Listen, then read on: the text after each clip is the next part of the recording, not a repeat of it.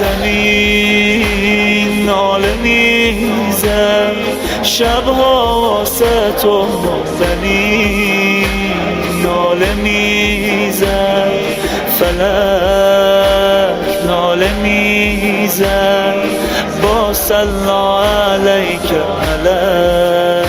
آپ محسوس کریں درود کتنا عظیم ثواب ہے. اللہ نے کتنا من صلی 100 مرہ جو آدمی 100 مرتبہ درود پڑھتا ہے خداوند عالم اس کو اس 100 مرتبہ درود کے بدلے میں اس کی 100 حاجتیں قبول کرتا ہے. 30 حاجتیں دنیا کی 70 حاجتیں آخرت کی. آپ محسوس کر رہے ہیں درود کتنا عظیم عبادت ہے. درود کتنی خوبصورت عبارت ہے. درود عزیزان گرامی روایت کے فقرے ہیں کہ جب فرعون کے عذاب سے اذ نجیناکم من فرعون سوء من العذاب کہ ہم نے تمہیں اے موسیٰ کی قوم فرعون کے عذاب سے بچایا ہے. یذبحون ابناءکم وہ تمہارے بیٹوں کو ذبح کر رہا تھا. تو عزیزان گرامی جناب موسیٰ کی قوم جب فرعون کا قلعہ بن رہا تھا تو اس کے اوپر مٹی ڈالی جا رہی تھی اور اس میں مزدور جناب موسیٰ کی قوم کو بنایا گیا تھا. ان کے پیروں کو رسی سے باندھ دیا جاتا تاکہ یہ فرار نہ کر سکے اور اگر یہ بلندی سے گر جاتے تھے گر کے اسی میں مر جاتے تھے.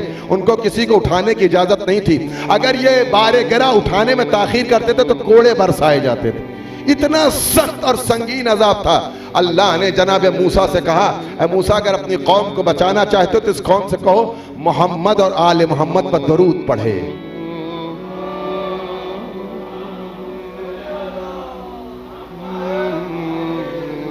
محمد اور آل محمد علیہ السلام پر درود پڑھے. عزیزان گرامی انہوں نے کہا کہ ہم نے درود پڑھا اللہ نے ہماری نجات کا سامان فراہم کر دیا.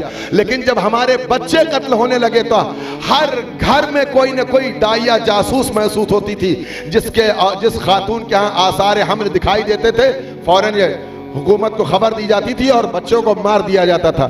لیکن یہ لوگ کیا کرتے تھے درود پڑھتے تھے اور اس جاسوس عورت کو پیسے دے کر کے اس کو روک لیتے تھے. لیکن جب بچہ پیدا ہو گیا تو کیا کریں کہ جب بچے کی ولادت ہو جاتی تھی کتاب کا نام دارالسلام وہاں سے میں پڑھ رہا ہوں جب بچے کی ولادت ہو جاتی تھی کم سن بچے کو صحرا میں لا کر کے یا کسی پہاڑ کی گودی میں لا کر کے یا کسی درخت میں لا کر کے چھوڑ دیتے تھے. کم سن بچہ جسے دودھ چاہیے غذا چاہیے چھوڑ دیتے تھے اور 10 مرتبہ اہل بیت پر درود پڑھتے تھے.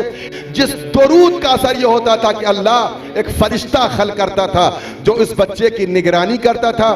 اس بچے کے ایک انگوٹھے سے دودھ نکلتا تھا دوسرے انگوٹھے سے دوسری غذائیں نکلتی تھی. یہ اہل بیت پر درود پڑھنے کا اثر ہے. عزیزو جتنا ممکن ہو جتنا کثرت سے انسان درود پڑھ سکتا ہو پڑھے. اپنی زندگی کو تبدیل ہوتا ہوا دیکھے گا اپنی زندگی کو بدلتا ہوا. اور کیوں نہ بدلے اس لیے کہ درود بتایا ہی گیا ہے جتنا درود پڑھو گے جتنا سلام بھیجو گے اتنا ہی رشتہ قوی ہوتا چلا جائے گا. اور جب ہمارا رشتہ امام سے محکم ہو جائے تو پھر دنیا میں کسی رشتے کی ضرورت نہیں ہے.